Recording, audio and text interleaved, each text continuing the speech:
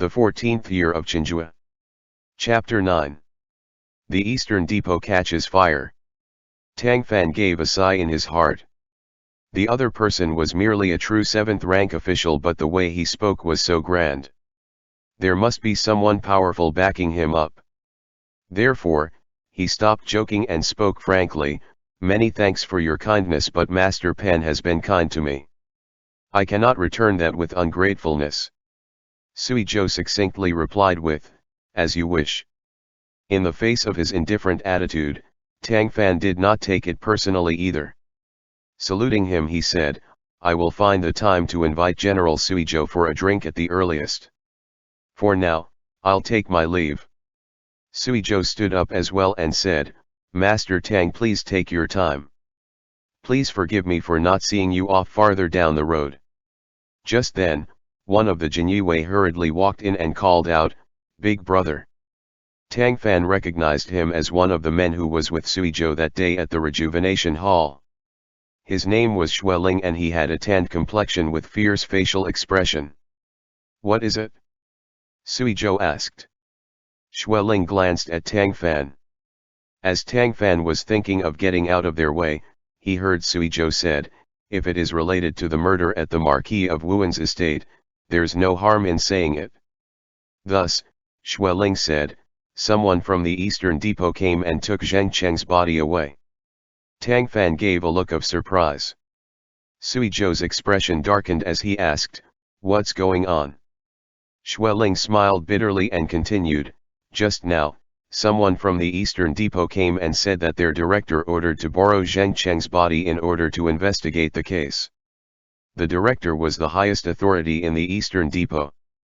The current director was named Ming, who have always been at odds with Wang Zhi of the Western Depot. Once a eunuch had power, 3 chi-tall waves would arise even without wind blowing and create something for the people to talk about, not to mention that now there was the Marquis of Wu'an estate murder case that can be used as an excuse. Since Wang Zhi had meddled in this, Ming naturally refused to be outdone. For the sake of fighting for the emperor's favor, they were both going all out.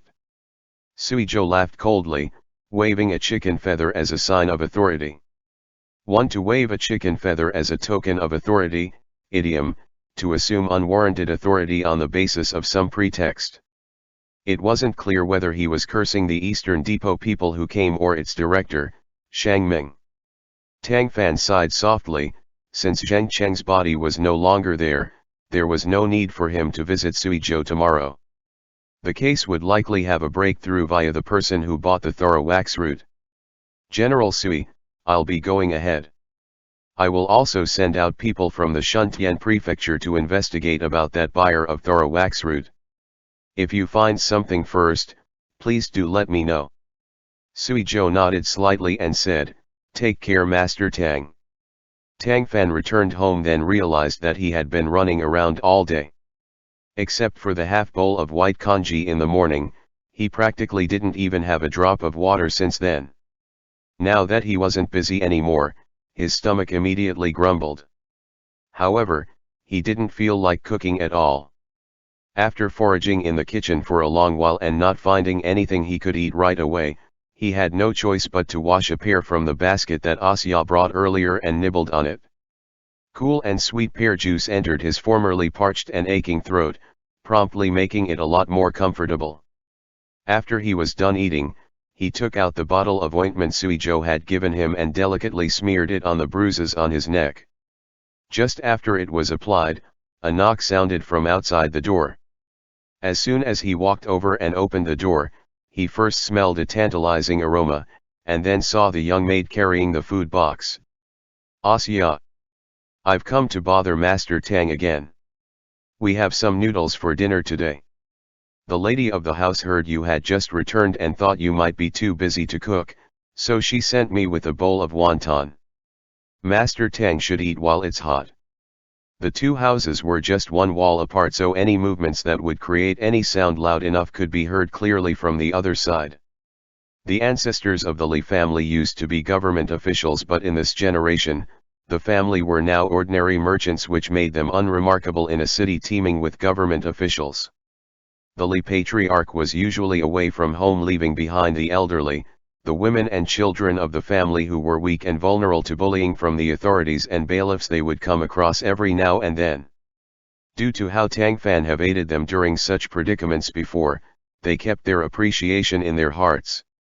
They knew that Tang Fan was not married yet and would certainly not keen on cooking his meal. Thus, from time to time, the maid Asya would be sent to give him something to eat.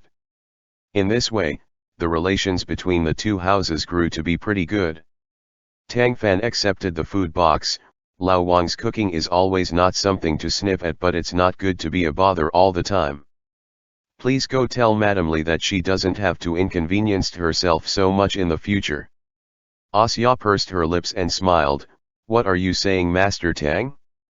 You've helped out our Li family so much and we are merely sending food over. There's no bother at all. You don't have to be so polite. Please eat it while it's hot. This lowly housemaid would come over later to get the food box. The two of them exchanged a couple more pleasantries again, then Asya left with his farewell. Tang Fan carried the food box into the house, opened the lid, and brought out the bowl of fragrant pork wontons with spring onions from the food box. He then took out a copy of Bodhisattva Savage from the bookcase. This book was not a compilation of Song Dynasty poetry but a novel written by an unknown person of the present dynasty. The novel was about a county honorate who was staying as a guest at a county magistrate's estate. He was slandered with having an affair with a maid and was unjustly killed by the country magistrate. After his death, he turned into a ghost and tried to allay his grievances. In the ghost's effort to clear his name, he exposed the county magistrate's plan to rebel against the royalty. In the end, the county magistrate was beheaded by the imperial court and the county honorate went to the underworld and took up an official position in it. No one would have ever imagined that Sir Tang, who had placed fourth in the imperial exam and received praises from the emperor himself, would be fond of reading these sort of all-in-one melodramatic novels that combines romance, suspense, and the supernatural in one story. Fair, slender fingers turned the page from where he was reading the last time. He then lowered his head to take a small sip of the warm soup and sighed in happiness. With a life like this, what else could one want? Early the next morning, Pan Bin called Tang Fan over and inquired about the progress of the case. Tang Fan schemed over the discovery and progress of the case and also mentioned that the Eastern Depot had taken Zheng Cheng's body away. Surprisingly, Pan Bin actually looked happy. Once the Eastern Depot stepped in, the case became even more complicated. Tang Fan. Pan Bin seemed to have realized that his reaction was quite inappropriate. He promptly gave a light cough to gloss it over. Now, the Shuntian prefecture doesn't need to wade too deep into this. Since the Eastern Depot has stuck their hands on this, the Western Depot would definitely not let it go. From another perspective, he acted like this because he treated Tang Fan as someone on his side. Otherwise, with his years of experience as a government official, he wouldn't have easily let his manners go. Tang Fan nodded and sighed, I think so, too. The Eastern Depot and the Western Depot can never work together. On top of that, since they had taken the body from the Jinyue were surely unhappy as well. The imperial court is full of talented people, but if they refuse to give way to each other, it would be impossible to do anything. Even investigating one case is really challenging. Pan Bin commented, there's nothing wrong with that. Thanks to that idea you came up with, the Shuntian prefecture now just needs to watch the fire from the other side. If there's no result in the end, then punishment won't be applied to a crowd and His Majesty can't hold Shuntian prefecture responsible alone. It's best like this. Tang Fan supposed that his senior brother might have secretly made some agreement with the Marquis of Wu'an, and couldn't help but to tactfully remind him. Sir, that maid Alin, even if she did seduce Zheng Chen with ulterior motive, it's not a crime worthy of death. Alin was still locked in Shuntian prefecture's prison. The Marquis of Wu'an have a grudge against his son's death and didn't want to accept the possibility that it was an assassination, but stubbornly believed that the maid was the one who caused it all. Tang Fan feared that if the matter was not settled in the end, Alin would be directly handed over by Pan Ben to the Marquis of Wu'an to vent his anger on. Although many people are now intervening in the investigation, in the end it is just a competition for power and merit. Who would bother about the fate of an insignificant maid? Pan Ben's face turned stern, clearly displeased. Why are you this inflexible, Runking? Don't forget what your status is, what her status is. Is it worth risking your future prospects for one maid? Brother, I'm not purposefully trying to make things difficult for you. This is honestly an issue of the sanctity of human life. If I can't discover the truth, my conscience will not be appeased. Tang Fan replied in earnest. Pan Ben sighed and said, Runking, do you think my heart is made of stone? When I first became a government official, I was just like you. I was full of zest and wanted to make sure that justice was served even to the common people, but the world is not fair. The Eastern Depot, the Western Depot, the Chenghua, and the people above us. Which one of them can we afford to mess with? Whether the maid will die or not depends on what His Majesty sees as fit. It's not like we're carrying the killing knife ourselves, so you shouldn't care so much. To be able to protect yourself in these days is already good enough. He paused, lowered his voice and said, I might as well say something that comes from the heart. Better not care much about the present situation where the court is in chaos, where there is no action by the cabinet, where the Western Depot is running amok. In truth, they've all realized that His Majesty must be content to see a situation like this. If the court officials from top and bottom are all in agreement and decided to act against him, how would that in his view, do him any good? You are still young and do not know what is at stake. Being an official is to serve the will of the Son of Heaven. We must act in all things by understanding the mind of the Son of Heaven. For this case, the Eastern Depot or Western Depot, or even the Chenghua, is more deserving of mention than us. So, let them have all the headaches. You can take part but you don't have to do anything much. When the time comes, you'll see that your credit would be easily taken by others while any mistakes are all yours alone. Who could you go to right that wrong? Your disciple brother here is of low status, his words hold no sway, so I'm afraid I wouldn't be able to help you. Tang Fan didn't have any expression on his face, he just nodded his head and calmly said, Senior brother's words that came from his heart, Runking has memorized them all down. Having spoken a huge amount of earnest advice, Pan Ben paused as he felt his mouth was dry. He grabbed a lidded teacup and drank a large sip. Then he smiled and said, Fact is, this time isn't without any sort of gain though. That Chenghua General Sui Zhou has a good impression of you. You should take advantage of that to try to get closer to him, and you may have a good future ahead of you. Are you aware of his background? Seeing that Tang Fan shook his head to indicate that he didn't know, Pan Ben continued, He's a grandnephew of the Empress Dowager Zhou. His mother is the niece of the Empress Dowager Zhou from her maternal family. He also has a granduncle in his paternal family that had once been appointed as the Minister of War when he entered the cabinet during Zhengtong's reign. Unfortunately, he later died in the Tumu stronghold crisis. Tang Fan had a sudden realization, Sui Anlin. Pan Ben nodded his head and added, because of this family connection, he's someone whose words can hold sway both inside and outside the court, unlike an ordinary official in the Chenghua. I heard that even Wantong has to be amiable when in his presence. Wantong is the current commanding officer of the Chenghua, the highest position in the Northern Administration Court Division. He is the younger brother of Imperial Consort Wan, who was currently the most dominating figure in the Imperial harem. Although she was 17 years older than the Emperor loved her so much that he practically obeyed her every word.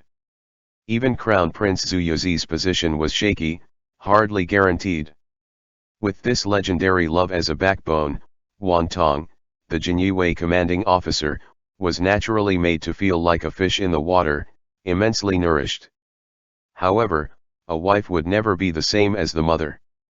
Since Sui Zhou had connections with the Empress Dowager, if he had a bit of skill and wanted to make his mark, he would just need to point at a date he wanted it to happen and wait for the day to come.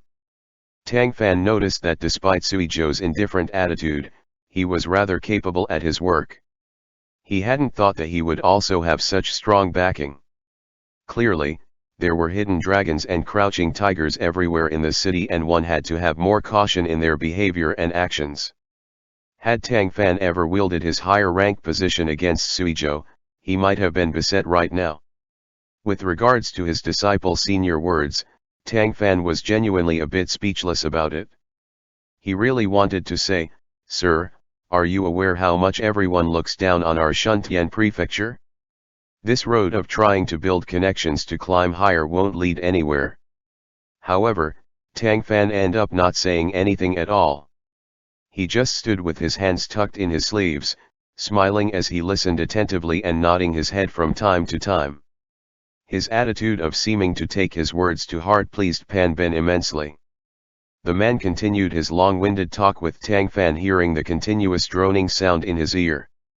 When Pan Ben stood up, his footsteps were immensely light. As he was about to leave, he saw the Shuntian prefecture's bailiff Lao Wang hurrying in from the outside. "Sir, it's bad. Something's happened." Pan Ben loathed hearing words like those the most. His brows scrunched up tight as he asked, "What's wrong? What happened? Can't you say things in a nicer way?" Lao Wang betrayed a bit of excitement but didn't dare to show it too obviously. As a result, his whole face looked like it was twisted and odd. "No sir, nothing happened to our Shuntian prefecture. It's the Eastern Depot. The Eastern Depot caught fire." Pan Ben urged him to explain more. What's going on? Explain quickly." Lao Wang said, "Just before the sky became bright today, the Eastern Depot was reported to have caught on fire. Apparently it was a huge fire and engulfed most of the western part of the Eastern Depot. No one knows how it happened. They are still putting the fire as we speak." Tang Fan's heart jumped as he immediately asked, "Do you know where corpses are placed in the Eastern Depot?" Lao Wang shook his head dumbfounded, not knowing why Tang Fan would suddenly ask such a question. Pan Ben asked a few more questions, and seeing that Lao Wang did not know anything else about it, he waved his hand and let him go down. "Runking, what do you think of this?" Tang Fan replied, "Zheng Cheng's body was just taken away by the Eastern Depot yesterday, and it's too coincidental that it's on fire today. There's definitely something about this, but we need to investigate the matter before we can draw a proper conclusion." Pan Ben knocked on the tabletop and nodded. "The water here is very deep. Seems that the Eastern Depot isn't a sound iron plate, either. If one walks at night a lot, won't he encounter a ghost?" His tone was that of gloating, as if he couldn't wait for the hilarity to get worse, making Tang Fan quite flabbergasted. "I know you don't want this case to be resolved, but disciple brother, you don't need to be so obvious about it." Chapter end. The 14th year of Chenghua. Chapter 10. The Imperial Prison with a nonchalant lower 6th-rank prefect. Since the establishment of the Eastern Depot, there had been a few fire incidents on it. The one from this time was not as extreme as Lao Wang had described. There was only one blaze and only affected some parts in its western area, but it did not spread and was soon extinguished. The cause was said to be that some people were burning things nearby and some flints drifted to that area and ignited some dry wood. If the continuous rain that had been falling for the past days were happening at that time, the fire might not have caught. When Tang Fan inquired about it, the place where it burned down was really a room used by the Eastern Depot to keep the prisoners, which was also the place where Zheng Cheng's body was kept. The fire killed 2 prisoners and turned Zheng Cheng's body into ashes. As things had come to this, any further supposition would be of no use. In all likelihood, the one with the unfathomable motives was shooting for exactly that idea when they started the fire. Tang Fan sighed inwardly, thinking to himself that this had gone round and round, yet had unexpectedly ended up just returning to the very beginning. That made, Alin, probably wouldn't be able to escape calamity this time around. He had his heart set on this case and wanted to discover the truth. It wasn't to earn accolade nor to work against Pan Bin. It was for a simple desire to console the deceased in the Nine Springs and to save the innocent from blame. He had studied painstakingly by cold windows. Was that not to be able to defend the common folk one day? Now that the dynasty was corrupt, many officials would rather place their energy into fighting and scheming, refusing to do anything practical for the sake of the common people. Officials just like Pan Bin, who were neither good nor evil but cares more about their own skins rather than principles, were scattered all over the place. Yet, even with the way things were, there would always be someone who would want to act. Since everyone else refused to do so, Tang Fan didn't mind taking the spot. Being capable of giving Pan Bin the idea to pull the Eastern Depot and the Chenghua into their waters demonstrated that Tang Fan's method didn't lack in slyness. Even so, a nobleman must be flexible on the outside but rigid on the inside. He only wished to use his cleverness for proper business. It's just that he didn't expect that it would become very difficult to advance. Who knew that an originally uncomplicated case would encounter one obstacle after another? Now, even the body of the deceased was gone, explicitly cutting off all the ways back. Only now did he realize why his mentor Qiu Jun, who had taken his post so many years earlier than Pan Bin and who was a renowned scholar of the generation, was merely an Imperial Academy chancellor. With the way the current realm work, stubborn, benevolent sorts that refused to compromise like his mentor were bound to not be put into positions of power. As for himself, was he doomed to follow down the path of his mentor, too? Tang Fan shook his head. His calm and meticulous personality allowed him to quickly disengage his emotions from the loss in the Marquis of Wu'an's estate case. He pulled out the bottommost dossiers on the file and flipped through it. The murder at the Marquis of Wu'an's estate was admittedly a major case, but with how big the Shuntian prefecture was, there was never a shortage of cases. The controversial, unresolved ones had particularly accumulated over the years into a heap taller than a mountain. As a prefect, the substance of his job was not as breezy as the one in the Imperial Academy, where documents were arranged and compiled just to kill time. Although the office of the prefecture officer is small, it's still the one who was in charge of the adjudication of cases and prosecution of criminals in the Shuntian prefecture, a duty that could not be rashly neglected. He read the dossier slowly, pausing between each word as he carefully mulled and pondered things. At times, he would take his brush and wrote down notes at the side or occasionally flip through the files from the year before. Once he finished the meal a bailiff brought at noon, he threw himself back into work, unwittingly passing most of the day like that. The sun had begun to slant westward when Tang Fan finally felt some soreness in his eyes. He lifted his head and glanced at the sky outside. He then looked at the dossier he had finished reading to one side of the table, happy to discover that he had accomplished a lot that day. He stood up to stretch himself and pack his things and prepared to go home. Tang Fan had been at the Shuntian prefecture for more than 6 months, and normally, if there were no mishaps, this would be his typical day's work. After the work for the day, it would be good to have a bowl of wonton with scallions or a bowl of noodles with meat. Just thinking about the owner of the soup noodle wonton stall in the north of the city made Master Tang felt hungry. However, before he could act on his thoughts, a Chenghua officer came in from outside. "Brother Shui." Tang Fan was amazed to see the man here. This person was none other than Shui Ling, who was an underling of Sui Zhou.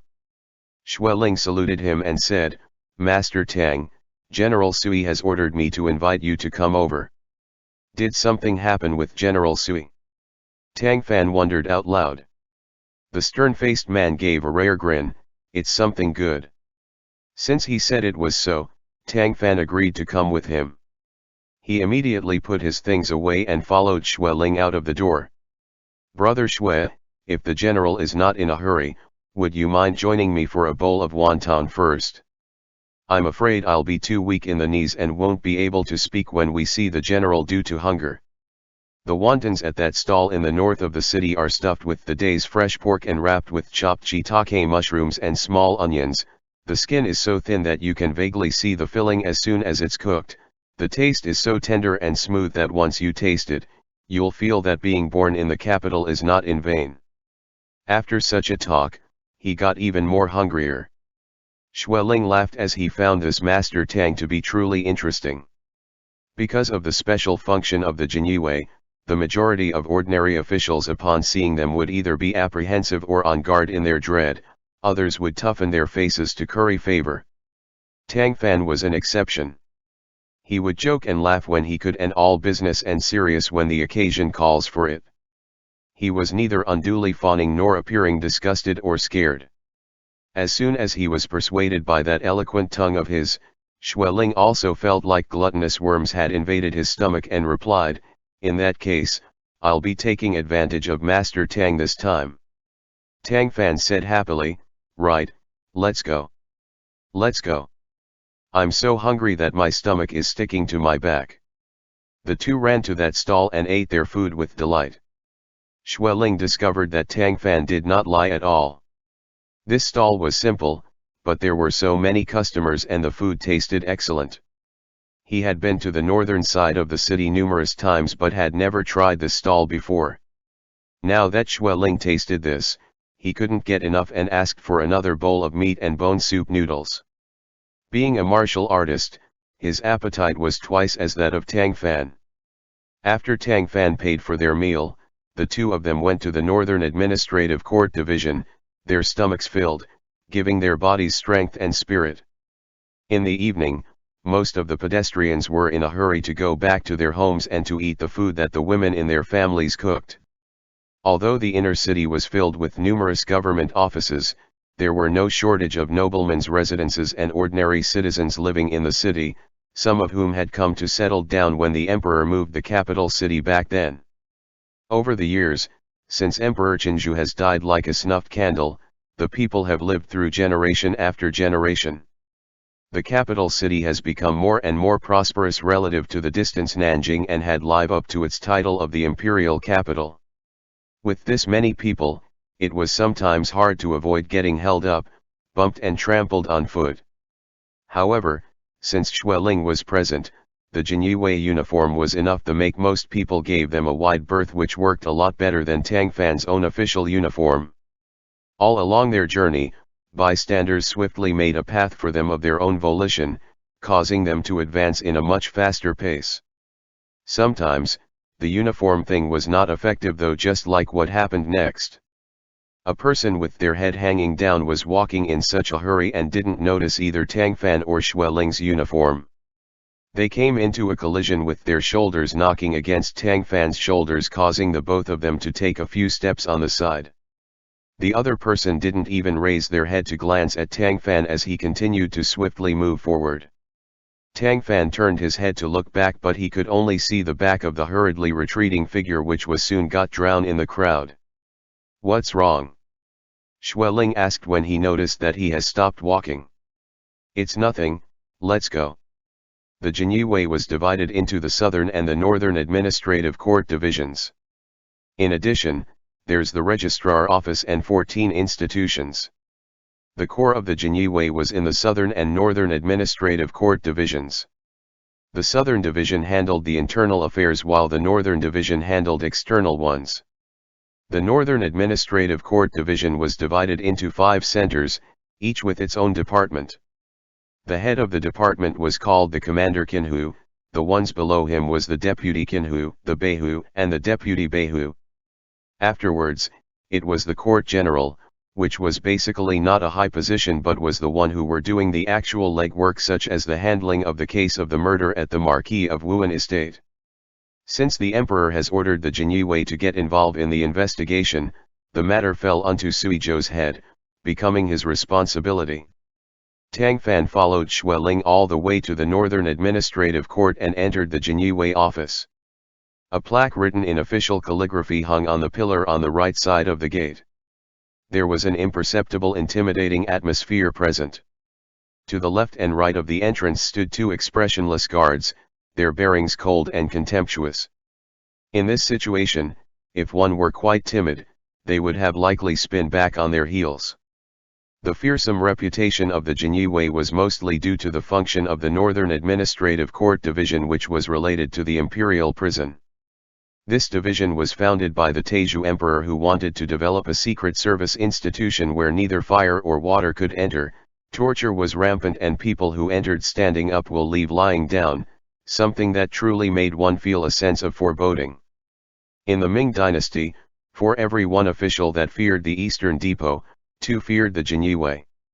Thus, as long as someone was a normal person, especially one that was a government official, as soon as they came to the Chenghua office, it didn't matter how high their position might be or whether they arrive willingly or not, their smile would immediately vanish to be replaced by a serious expression, as if someone had owed them several taels of money and wouldn't pay it back. Only Tang Fan alone walked in and retained his usual cheer. He even leisurely surveyed the place. Upon witnessing this, Xueling couldn't help but be secretly surprised. Brother Runking seems to be quite interested in the Northern Administration Court Division. How about I take you for a tour of the Imperial Prison after you've seen General Sui? Xueling deliberately tried to threaten him. After the two of them have shared meal of wontons, the two had now become familiar with each other, and thus, the way they addressed each other have changed. Some people were born with an innate affinity to be approachable and would only need a few words to make others develop a good impression of them and thereafter form a good connection. Just like how some people have innate talent to make people follow them and were suitable for the position to lead. These were both aptitudes that couldn't be reproduced or imitated. For individuals with this ability, some things were important. Firstly, their appearance must not be too unsightly. Secondly, their temperament was a main factor. Some people, even if they didn't speak, could make others feel calm like a spring breeze, while when others do, they would make others feel lonely and disregarded. That was due to the difference in temperament. Finally, the ability to communicate and speak to others.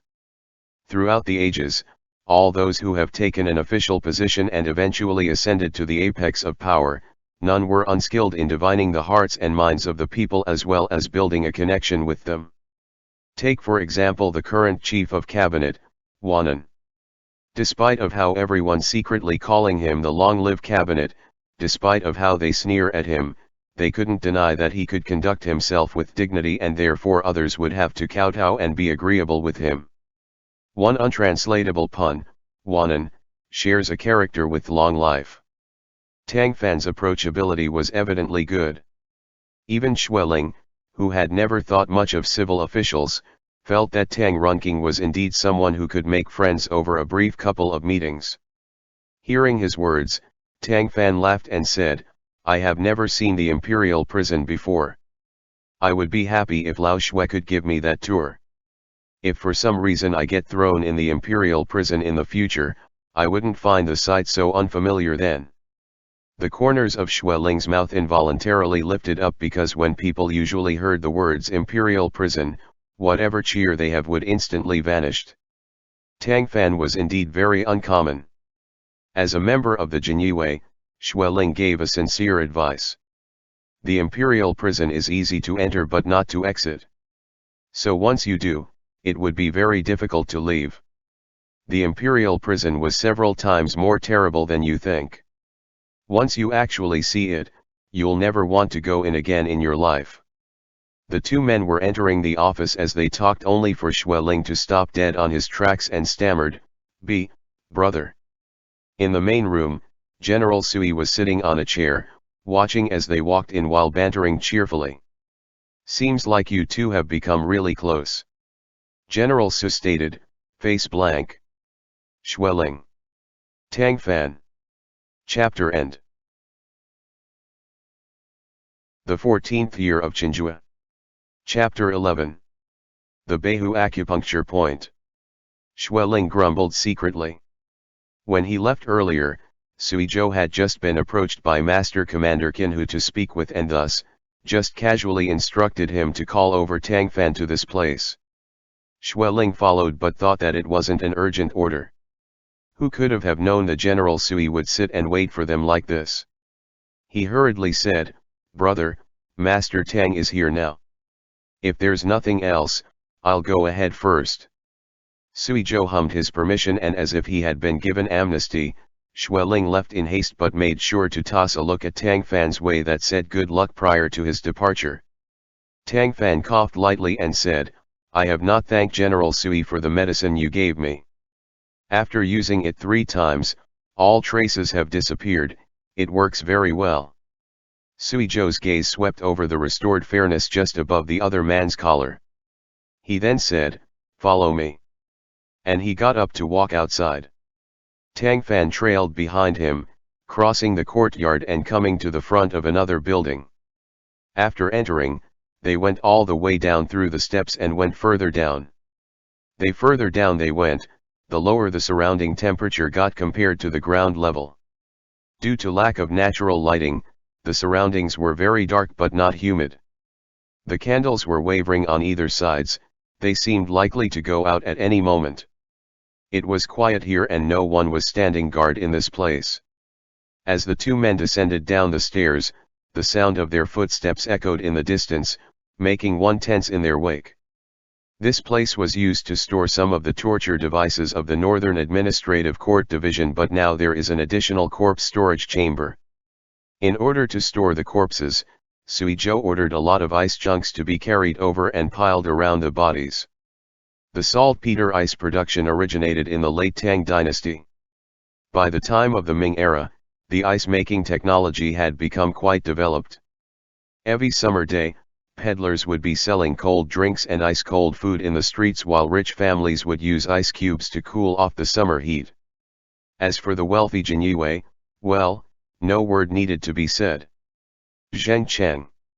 When Tang Fan saw the corpse, he did not hide his surprise, as this turn of events was indeed quite unexpected but pleasant. This wasn't because he has some abnormal psychology nor have some special interest in corpses. Rather, it was because he had believed that Zheng Cheng's corpse had really burned in the fire at the Eastern Depot. He didn't expect Sui Zhou had long taken precaution and transfer the real body out. "This Tang admires your foresight very much, General Sui." Although there are quite a few people who could think of this move, there were very few who would actually dare to do so. If the Eastern Depot had known that it was a fake Zheng Cheng that they had taken, they would have made much trouble for Sui Zhou. But given Sui Zhou's background, there was probably nothing to worry about. Despite Tang Fan's praise, Sui Zhou had no look of pride on his face whatsoever and simply said, "We didn't find anything on his body at all." Tang Fan's gaze fell on Zheng Cheng. This frivolous individual who led a lascivious lifestyle whilst alive had now turned into a silent corpse. His body was stripped naked and quietly laying down. Due to the cool temperature preserving the body, strange greenish-white color imbued the body, but overall it was in good condition with no decay. The thing was, Tang Fan had already examined the body carefully on the night of his death. At that time, the coroner also said that he had not found anything. Sui Zhou and the rest not finding anything out afterwards was normal, too. If not for the fact that there were too many suspicious circumstances, it would have been quite reasonable to put the cause his death as dying from excessive yang energy. Tang Fan carefully examined the corpse and this time made a more thorough inspection than that night. Witnessing him personally set to task without being repulsed by the foulness, Sui Zhou's expression uncontrollably shifted a bit. As the foundation of the dynasty became more and more stable, the importance of military officials took a step down and the giant country was thereupon governed by a conglomerate of civil officials. That then led to the overwhelming majority of officials who had used the imperial exams to advance in life like Tang Fan, giving them an innate sense of superiority as they studied hard for dozens of years. Once they assume an official post, they could be called good officials so long as they do not exploit the common folk, not use their position for their own business, love their work or pursue a specialized field of research. Sui Zhou was surprised because he had seen so many officials in positions similar to that of Tang Fan who wouldn't ever go investigate a dead body with their own hands but instead would keep well away from it and not even look at it. All they would ever do was leave the work to their subordinates. Since the superior did have the right knowledge, whatever the subordinates say would be believed without a doubt, which lead to misinformation and deceit. In contrast, Tang Runking can be described as a pragmatic official. There's no need to ask whether he understand autopsy or not, just this spirit of his willingness to get his hands dirty was enough to impress people of his intent to do a good work. Tang Fan had examined the body once again, not just the head. He did not even let go of examining the palms of his hands and the soles of his feet. His gaze moved slowly inch by inch over Zheng Cheng's body, from his navel upwards, sweeping over his chest, neck, chin, nose, forehead, and finally landing on his head. Zheng Cheng had his hair down when he died, but now, it was bound into the bun on the top of his head. The lack of any visible wound to his face, coupled with the previous speculation about the cause of death, have caused more attention to be focused on the neck down and the top of his head to be ignored. Who combed his hair? Tang Fan asked. It was like this when it was brought back from the Marquis of Wu'an mansion. Sui Zhou replied. Tang Fan didn't say anything more as he reached out to untie Zheng Cheng's hair, thrusted his fingers between the hair and slowly fumbled up. Suddenly, Tang Fan's hand paused and his facial expression turned a bit odd. Sui Zhou immediately noticed and asked, "What is it?" Tang Fan said, "Come and feel right here." On the top of the head, the Beiwei appointment. Sui Zhou reached over and did as he was told. After a short moment of feeling around, his brows furrowed deep. "The area at the Beiwei appointment is slightly sunken in," he said. Tang Fan, who knew a little bit about medical science, said, "As I remember, hitting the Beiwei acupuncture point has the effect of soothing and calming the mind." As someone who learned martial arts, Sui Zhou knew more about acupunctures than Tang Fan, because the Beiwa acupuncture point is the meeting of the three yang energies and where the 100 chakras of the Qigong pathway met. It was called Beihu, which have the meaning of 100 meetings. A heavy blow to the Beiwei acupuncture point can cause a person to be seriously injured, comatose or death. Tang Fan said, but on the night of the incident, only the servant girl Alin was present. She was a weak woman and Zheng Cheng was awake at that time. He wouldn't have let her hit him that hard. Moreover, Alin's intention was to seduce him, meaning that the relationship between them was mutually consensual. Though I could not claim that there was completely no resistance on her part, but for sure she wouldn't have resisted that desperately. In that case, the people who spent time with Zheng Cheng the most were most likely to be the murderers. Tang Fan shook his head and said, "No wonder this hasn't been easy to discover, since his hair was covering the top of his head, and the manner of Zheng Cheng's death wouldn't immediately make people think of this." Sui Zhou then asked, "Have you seen Zheng Cheng's wives?" Tang Fan said, "Yes. Also, I have discovered something else on my way here that I have been meaning to tell you." Sui Zhou. I bumped into the man who bought the thorax root in the portrait and also remembered where I had seen him before. Sui Zhou's gaze sharpened. Tang Fan continued, "He is someone from the Marquis of Wu'an estate." Sui Zhou, "Are you sure?" Tang Fan nodded his head, "I can't be mistaken." On the night of the incident, the Marquis of Wu'an estate was in chaos. There were so many people at that time it made me think that he merely seemed familiar before. When I saw him again just now, I remembered that I had seen him with the group of the estate's servants. This was an extremely important discovery. The two left the eye cellar, and Sui Zhou sent someone to bring Zheng Fu over, while Tang Fan went to wash his hands. Touching the corpse just then was a necessary task forced by circumstances. The hygienic master Tang nearly scrubbed a layer of skin off his hands before he was done. Zheng Cheng's manservant Zheng Fu was being detained in the Northern Administrative Court Division and was soon brought over. Despite the Jinyue reputation being tied to that of the imperial prison, one would need to be on a certain level to deserve that kind of treatment, and there was no need to employ such tactics to a nobody such as Zheng Fu. Therefore, he was merely being detained in connection to the murder case at the Marquis of Wu'an's estate, but the extreme mental stress was making Zheng Fu wan. He was not the same quick-wit person that Tan Fan had came across with before. When he was initially shown the portrait, Zheng Fu didn't recognize it. However, Upon being reminded by Tang Fan of the servants at the Marquis of Wu'an estate, he let out an ah and said, "This lowly one remembers. He really was from the estate." Sui Zhou glared at him and said, "Why didn't you say so earlier?" Zhang Fu kowtowed repeatedly and said, "There are a lot of people in the estate. Even though I am with the young master, this lowly one does not recognize all of them. Besides, this man was not actually from the estate. He's a distant relation to Huaniang from the maternal side of her family that came to seek shelter and have always stayed outside the courtyard. This lowly one have only seen his face once or twice." Sui Zhou cut him off and asked, "How long has he been living there?" Zhang Fu replied with, "About half a year. I heard the young master said that he was an authentic relative. At that time, Huaniang came to beseech him saying that everyone for her maternal family had died except for one such cousin, and she hoped that he could get some job at the estate so he wouldn't starve. The young master agreed and sent him to the stables to lend a hand there. The young master rarely rode horses and often traveled in sedan chair. I have rarely seen this man, but I heard that he is honest and has not caused any trouble. If not for Master Tang's reminder, I really wouldn't remember him." Sui Zhou said no more and quickly asked someone to take Zhang Fu back. He then ordered Xueling and the others to make preparation to go to the Marquis estate.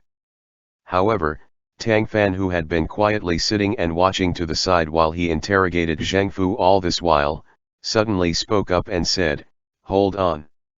With this sound, not only did Xueling stop in his tracks, but even Sui Zhou looked over. Tang Fan asked Sui Zhou, "What would be the possible consequences of this outing, General Sui?" No matter how fast Sui Zhou thinks, he still couldn't comprehend what this question was about and thus asked, "What do you mean?" The fact that Zheng Gu confirmed that the one who bought the thorawax root that killed Zheng Feng was a relative of Huaniang would definitely connect her with this. However, she is a married woman who stays within the residence and can't even read. How could she know that adding thorawax to Fuang Chun could take a life? Someone else must have planned and instigated all these behind the scenes, and that implication might brought about secret information from within the Marquis estate. Although the Marquis of Wu'an, Zhenying has no real power, he was still the descendant of a merited official that had once helped quell disaster. This might cause an even bigger disturbance of no gain to you. Sui Zhou's face went cold as he said, "If you are scared to get involved, Sir Tang, then do as you pleased. I'm not going to force you. We've already found out this much and we're about to get apprehend the murderer, why would we give up at this point?" Xueling exclaimed. "I'll say this, Sir Tang, if you're really going to be this cowardly, then you can only drift along just like Master Pan." Tang Fan shook his head and said, "You've all misunderstood. I was just advising you to think clearly about things first. This matter was the result of the Shuntian Prefecture's inability to handle the case. If there is merit afterwards, I will never even think of taking it away from the Jinyue, but if blame needs to be shouldered, then please count me in, too." As soon as these words were uttered, Xueling first froze, and then he laughed and gave a thumbs up. "Very well said. You have my respect, Sir Tang. This old Xue likes you." The friendly relationship between Xueling and Tang Fan started over bowl of noodles, but it was a shallow relationship. After listening to Tang Fan's words, Xueling truly felt admiration towards the civil official. These days, most people fought to grab credit, but very few were willing to bear responsibility when things go wrong. Sui Zhou's expression eased as well as he said, "I have planned for this. Don't worry." Given Sui Zhou's background as explained by Pan Bin before, if he said such things, then it likely won't be an issue. Besides, the Jinyue's authority was tyrannical, and it's true that these people did not need to show deference or kowtow to the powerless nobles. Having thought of all of these, Tang Fan nodded and said no more. He had already said what he needed to say. If others didn't appreciate them, then it's their problem. However, this attitude of his had actually won Sui Zhou and Xueling's favor. Sui Zhou stood up and said, "Come one. Let's go to the Marquis estate." Chapter end.